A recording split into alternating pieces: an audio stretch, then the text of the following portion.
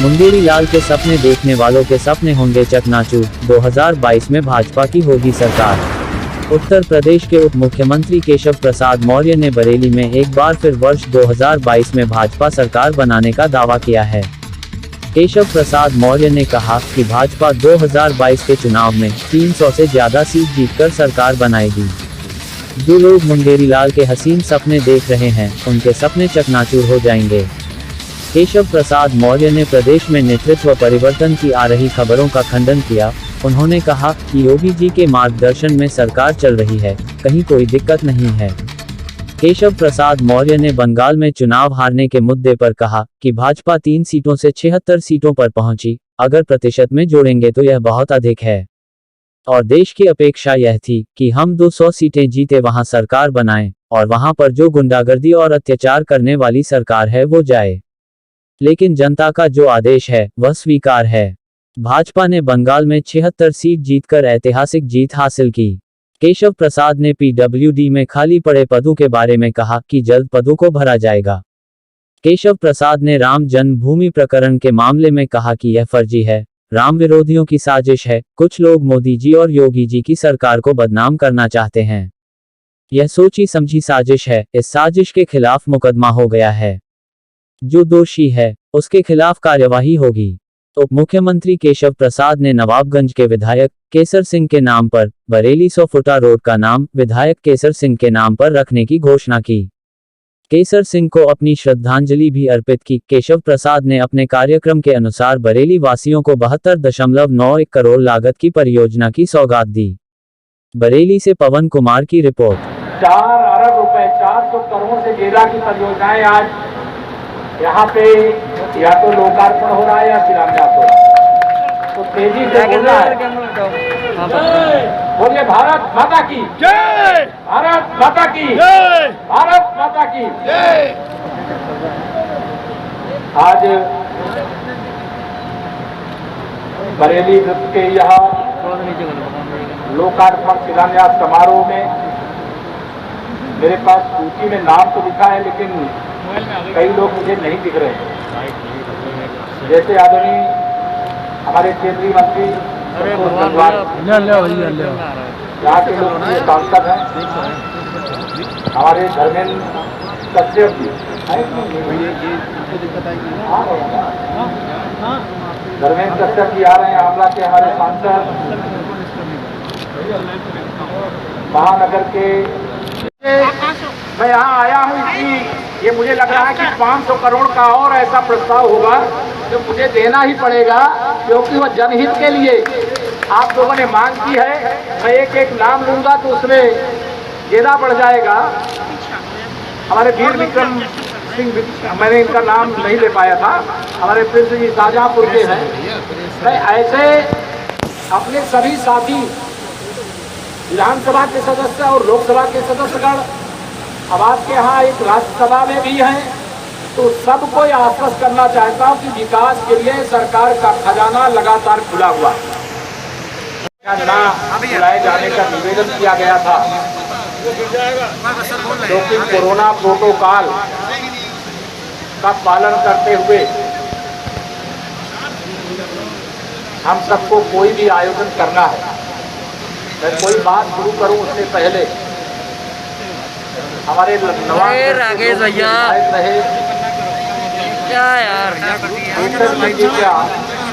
Photo खराब नहीं करता, फ्रेम खराब कर रहा हूँ। जो दूसरी लहर महामारी के कारण निधन हुआ, मैं उनको अपनी विनम्र श्रद्धांजलि अर्पित करता हूँ। और सबसे पहले यह सूचना देता हूँ आप सब लोगों को कि श्री स्वर्गीय केसर सिंह गंगवार जी के सम्मान में जो उनके आवास की ओर जाने वाला लोकमान्य विभाग का मार्ग है, उसकी स्थिति सदा सर्वदा अमर रहे। इसके लिए 100 फुटा जो मार्ग है, आज से वह केसर सिंह गंगवार मार्ग के नाम से जाना जाएगा।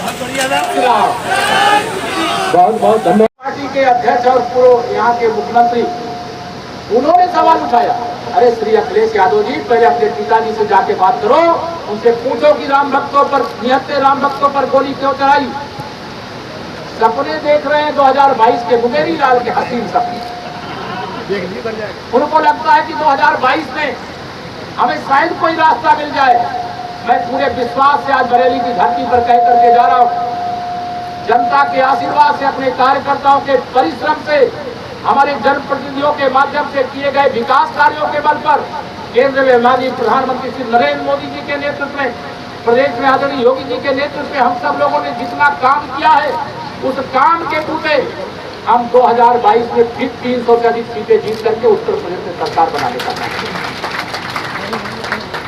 मैं आप सबके सामने यह बात इसलिए रख रहा हूं, बहुत अफवाह, बहुत दुष्प्रचार, इनके पास कोई रास्ता नहीं होता है तो इस प्रकार की बातें कर।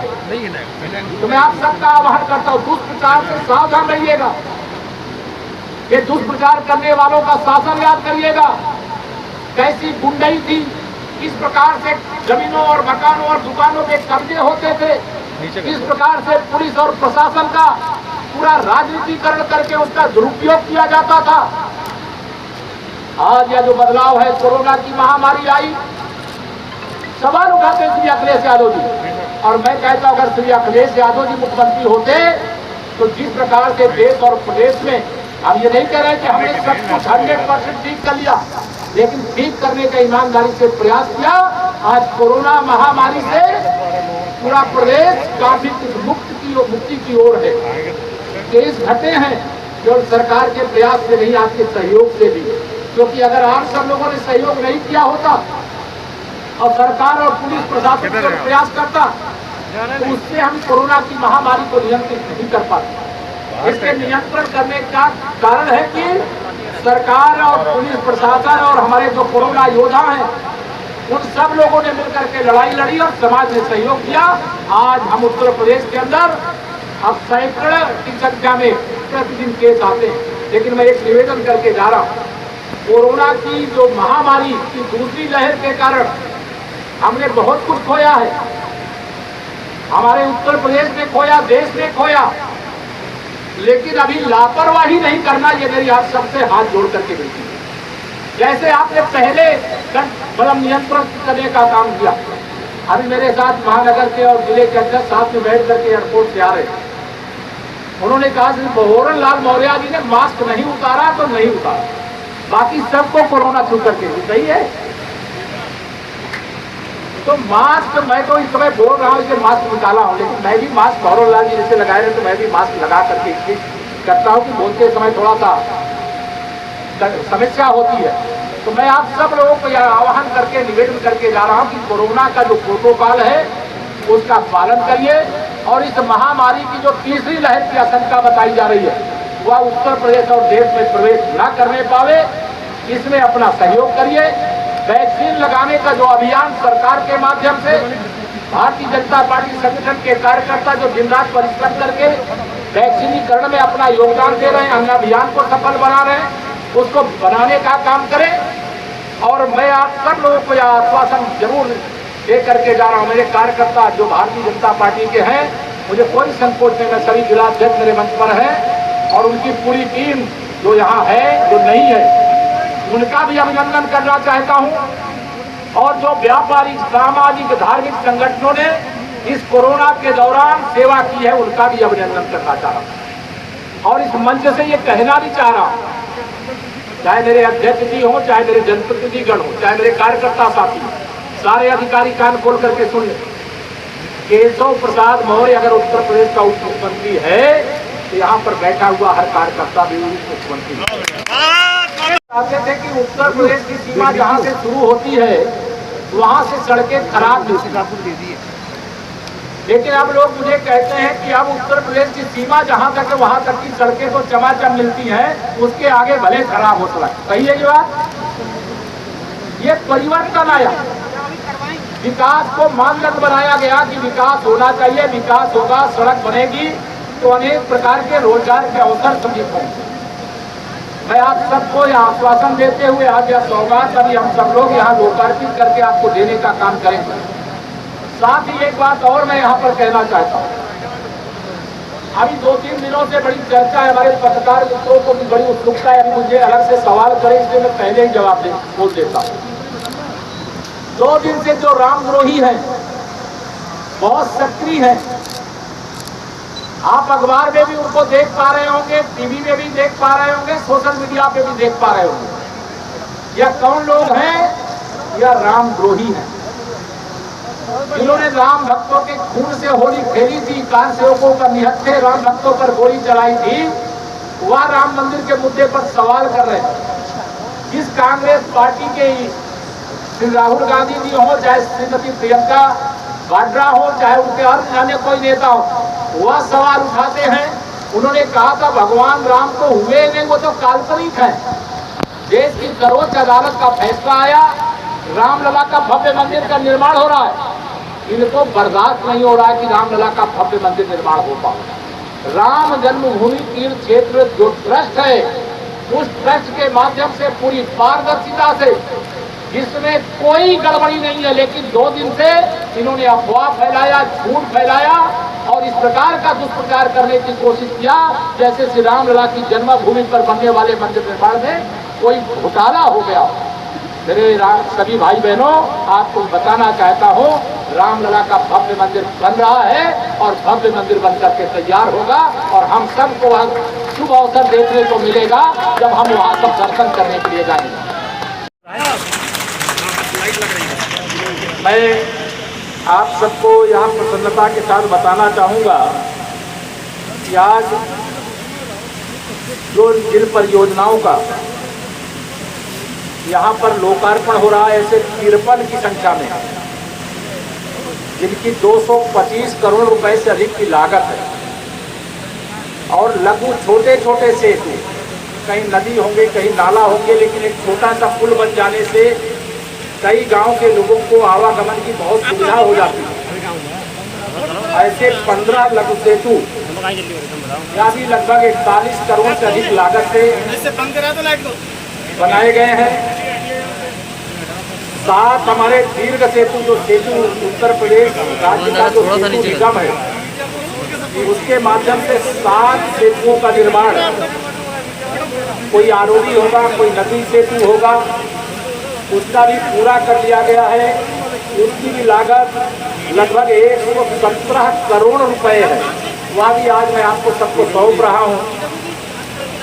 ऐसी कुल 75 की संख्या में परियोजनाएं हैं जिनका लोकार्पण हो रहा है और 235 परियोजनाएं हैं जिनका शिलान्यास किया जा रहा है, जिसमें सड़क मार्ग हमारे 196 हैं, लघु सेतु 35 की संख्या में है, दीर्घ सेतु 2 और हैं।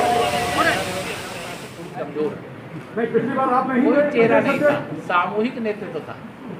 ये आप कह रहे हैं, अगर याद आप पलट के पन्ने देखेंगे ध्यान में आएगा। लोक निर्माण विभाग में 200 पद उत्तर प्रदेश में खाली पड़े हैं और अभी तक उनको भरा नहीं गया। जबकि बरेली में भी, बरेली के अंदर एक एक्शन 3 डिवीजन देख रहा है और उसके अलावा एईओ की आज तक डीपीसी नहीं हुई है, 3 साल हो गए। डीपीसी की प्रक्रिया चल रही है, कोर्ट में मामला था, वो नहीं हुई थी, लेकिन सारी यह जो समस्याएं थी उसका समाधान 15 जुलाई से पहले उत्तर के विधानसभा चुनाव में योगी जी चेहरा होंगे पार्टी का। जो मेरा अधिकार नहीं, क्यों आप मेरे मुंह में शब्द डाल करके निकलवाना साहब? जमीन का जो प्रकरण निकला है अयोध्या का, सुनी रहे ये तो आप नहीं कर सकते। ये फर्जी सब रामद्रोहियों की साजिश है। कैसे बदनाम किया जाए मोदी जी की सरकार को, कैसे बदनाम किया जाए योगी जी के नेतृत्व में भाजपा की सरकार को बदनाम कैसे किया जाए, हिंदू संगठनों को बदनाम कैसे किया जाए, ये एक बहुत सोची समझी एक सुनियोजित साजिश। और उस साजिश के खिलाफ मुकदमा हो गया, उसकी विवेचना हो रही है, जो दोषी होगा कार्रवाई होगी। तो सर पहले ही अगर क्लीन चिट मिल जाएगी तो फिर कैसे जांच होगी? किसकी? आपने कहा ना कि ये साजिश है, अगर साजिश होगी साजिश तो जांच तो क्या? आपको नहीं लग रहा है साजिश है? आपने वीडियो नहीं देखा? मैंने वो देखा है। अगर वीडियो देखा है तो मुस्लिम समाज के लोग ही आपस में लड़ रहे हैं, वही दूसरे से कह रहा है कि हम तुमको जय श्री राम बोलना पड़ेगा। तो वह जो उसी का मुकदमा लिखा गया, उसकी जांच हो रही है, जो जांच में दोषी पाया जाएगा कार्रवाई होगी। धन्यवाद। हर बार प्रधानमंत्री जी को क्यों सामने लाया जाए? आपको शायद यह जरूर आपको लग रहा होगा कि बंगाल की बात, बंगाल में हम 3 सीट से 76 सीटें पहुँचे। कितने प्रतिशत है? अगर इसको जोड़ेंगे तो बहुत अधिक है। यह जरूर है कि देश की अपेक्षा ये थी कि हम 200 सीटें जीतें, वहाँ सरकार बने और वहाँ की जो गुंडागर्दी करने वाली, अत्याचार करने वाली सरकार जाए। लेकिन जनता का जो आदेश है उसको स्वीकार किए। 76 सीटें जीत करके भारतीय जनता पार्टी देश के इतिहास की ऐतिहासिक विजय जिसको कहते हैं बंगाल के अंदर भी प्राप्त। तो सर यहाँ पे हार या जीत जो होगी वो प्रधानमंत्री की ही मानी जाएगी। हाँ, यूपी में भी चुनाव में हार या जीत जो भी होगी भविष्य में, ये कौन कह रहा है? तो फिर जैसे चेहरा नहीं हो रहा है चेहरा अभी तो वर्तमान में मुख्यमंत्री योगी आदित्यनाथ जी हैं, और कौन चेहरा होगा कौन नहीं होगा केशव प्रसाद बता सकता है क्या? नहीं बता सकता। ये राष्ट्रीय नेतृत्व का विषय है, ये केशव प्रसाद का विषय नहीं है। तो योगी जी रहेंगे चेहरा क्या? अभी तो वो मुख्यमंत्री हैं ही, कौन कह रहा है? उनको लेकर सवाल क्यों खड़ा कर रहे हैं? ये लगातार बदलने की बात आ रही है कि परिवर्तन होने जा रहा है, ये आपको सूचना आई होगी, मुझे सूचना नहीं है। लेकिन जिस तरह से सोशल मीडिया और मीडिया में चल रहा था, विलक्षण आप भी देख ही रहे होंगे, जो हमने देखा था, तो उसको लेके सवाल है हमारी सोशल मीडिया और मीडिया में जो चल रहा है उसका सवाल जो होगा उसका जवाब देना जिसके लिए जिम्मेदारी होती वो देता है। मुझसे जो सवाल पूछ रहे हैं उसका जवाब मैं दे रहा हूँ। हम 2022 में फिर जीतेंगे, 300 से अधिक सीटें जीतेंगे, उत्तर प्रदेश में सरकार फिर से बनाएंगे। जो मुंगेरी लाल के हसीन सपने देख रहे हैं उनके सपने चकनाचूर हो जाएंगे। इसका डिटेल विवरण विभाग द्वारा उपलब्ध करा दिया। मैं इस अवसर पर इस सौगात के लिए सभी लोगों को बधाई देता हूँ। हमारे वर्तमान के नवाबगंज के लोकप्रिय विधायक स्वर्गीय केसर सिंह गंगवार जी थे, उनका दुखद निधन हो गया।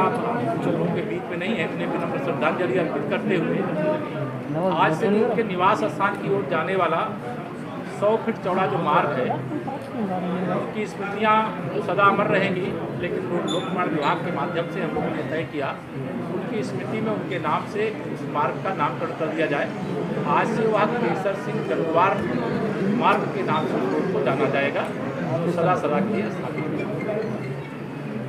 हमारी सरकार का प्रयास है कि हम विकास की जो योजनाएं गाँव गरीब किसान तक भी पहुँचाएँ, नगर क्षेत्र के मुख्य मार्गों तक ही नहीं मोहल्ले मोहल्ले तक पहुँचाएँ। और आज ये या कहने में कोई संकोच नहीं है कि सपा बसपा फिर सपा 15 साल की सरकार ने जितना काम विकास का नहीं किया है उससे अधिक काम उत्तर प्रदेश में हम लोगों ने 4 साल में करके जनता को देने का काम किया है। और यह हम नहीं बोल रहे हैं, ये प्रदेश की जनता बोल रही है। केंद्र सरकार की विभिन्न प्रकार की जो योजनाएं हैं, गरीब कल्याण की, किसान कल्याण की, विकास की, आत्मनिर्भर भारत योजना की, तमाम योजनाएं हैं जिसका वर्णन करने की आवश्यकता नहीं है। उन संपूर्ण योजनाओं को नीचे तक पहुंचाने में उत्तर प्रदेश सरकार ने सर्वाधिक सफलता प्राप्त की। अभी 2 दिनों से श्री राम जन्मभूमि पर भव्य मंदिर निर्माण करने के लिए, उसका क्षेत्र विस्तृत करने के लिए जमीन को लेकर के विरोधियों के द्वारा विशेष तौर से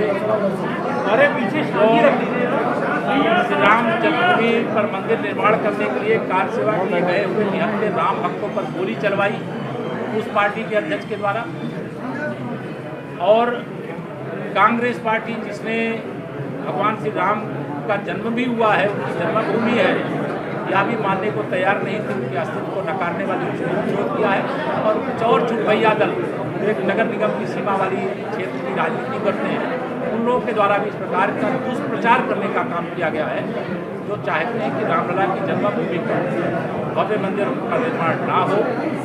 बाधा डालने का एक सूत्रीय अभियान चलाने की कोशिश किया, लेकिन उनकी सारी हवा निकल चुकी है। देश के राम भक्तों को श्री राम जन्मभूमि क्षेत्र जो ट्रस्ट है उस पर भरोसा है और वहाँ न कोई गड़बड़ी हुई है और न कभी गड़बड़ी की संभावना है। वहाँ जो काम कर रहे हैं वो सच्चे राम भक्त हैं और भगवान राम के समर्पित हैं। साथ ही अभी आप उत्तर प्रदेश के अंदर एक ट्विटर जो चलता है अकाउंट, उसमें डिजिटल प्लेटफार्म पर एक फर्जी तरीके का वीडियो डाला गया, विशेष तौर से भारतीय जनता पार्टी की सरकारों को बदनाम करने के लिए, हिंदू संगठनों को बदनाम करने के लिए। दो मुस्लिम समाज के लोग आपस में लड़े थे और उन लोगों ने आपस में कहा था कि जय श्री राम बुलवाएंगे, ये करवाएंगे, वो करवाएंगे। उसका दुष्प्रचार हुआ, उसमें एक मुकदमा पुलिस के द्वारा लिखा गया है और उसकी जांच वो करेंगे, जो कार्रवाई होगी उसमें की जाएगी। मेरी ओर से इतना कहना, आप में से किसी को कोई सब 2022 में हम ये आपको बता दें कि हम 2017 दोहराएंगे, फिर से 300 से अधिक सीटें जीत करके उत्तर प्रदेश में भाजपा की मजबूत से मजबूत सरकार। 2022 का विधानसभा चुनाव आपके लिए तक तो जाना जाएगा। भारतीय जनता पार्टी का चुनाव इसके नेतृत्व में लड़ा जाएगा या कहना ये private limited company Samajwadi Party, Bahujan Samaj Party या कांग्रेस पार्टी की तरह नहीं है। हमारी पार्टी विश्व की सबसे बड़ी पार्टी है।